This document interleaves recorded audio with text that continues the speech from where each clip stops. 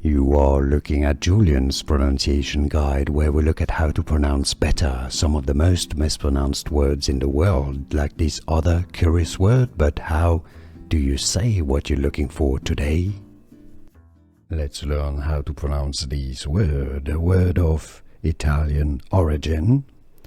The Italian pronunciation, a word meaning time, of course. It's also used in English, and in English it designates the pace or the rhythm of a music.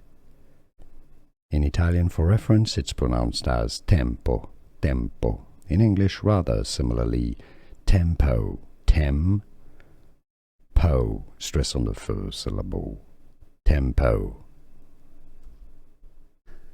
Here are more videos on how to pronounce more confusing words and names too many mispronounced. Like this video if you found it useful. I appreciate your support. I'll see you soon and thanks for watching.